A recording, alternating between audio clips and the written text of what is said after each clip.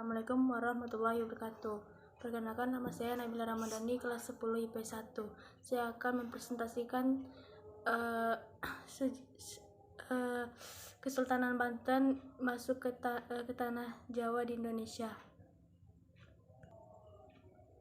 Kesultanan Banten. Kerajaan Banten berawal sekitar tahun 1526 ketika Kerajaan Demak memperluas pengaruhnya ke kawasan pesisir barat Pulau Jawa dengan melakukan beberapa kawasan pelabuhan, kemudian menjadikannya sebagai pangkalan militer serta kawasan perdagangan. Maulana Hasanuddin, putra Sunan Gunung Jati, berperan dalam menaklukkan tersebut. Setelah penaklukan tersebut, Maulana Hasanuddin atau lebih sohor dengan sebutan Fatahillah mendirikan Banten Pertahanan dan dinamakan Surosowa, yang kemudian hari menjadi pusat pemerintahan, yakni Kesultanan Banten. Kerajaan Banten adalah sebuah kerajaan Islam yang berdiri di daerah Tatanan Sunda, Pulau Jawa bagian barat. Kerajaan ini memiliki hubungan erat dengan Sultan Cirebon dan Kesultanan Demak. Sunan Gunung Jati atau Syarif Hidayatullah Sultan Cirebon kedua adalah Syah dari Maulana Hasanuddin. Awalnya, kawasan Banten dikenal dengan nama Banten Girang yang merupakan bagian dari Kerajaan Sunda. Kedatangan pasukan kerajaan di bawah pimpinan Maulana Hasanuddin ke kawasan tersebut.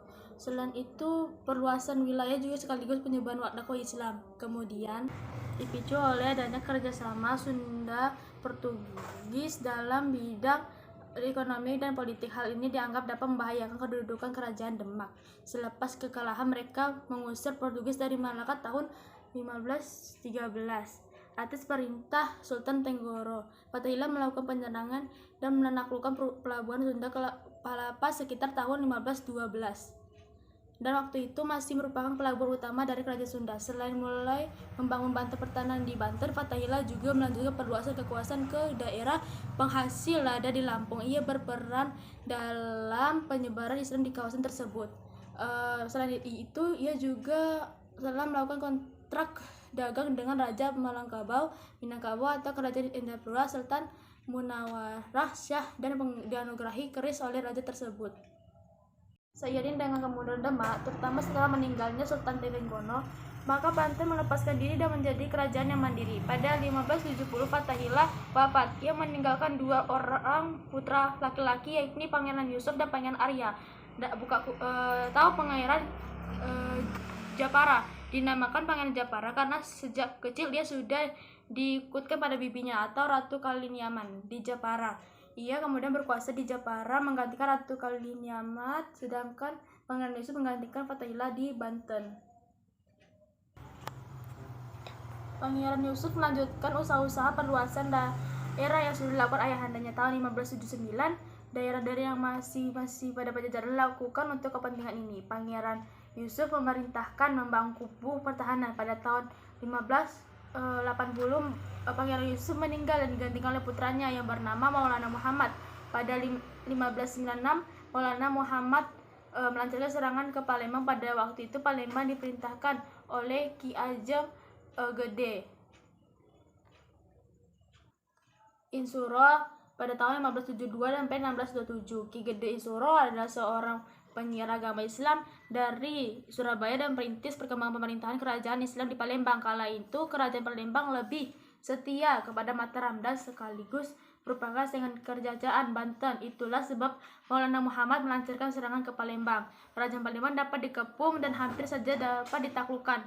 Akan tetapi, Sultan Maulana Muhammad tiba-tiba terkena tembakan musuh dan meninggal. Oleh karena itu, dia dikenal dengan sebutan Prabu Sedain Palembang. Serangan tentara Banten terpaksa dihentikan, bahkan akhirnya ditarik mundur kembali ke Banten.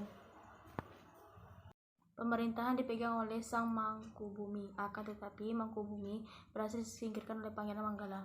Pangeran Manggala berhasil mengendalikan kekuasaan di Banten.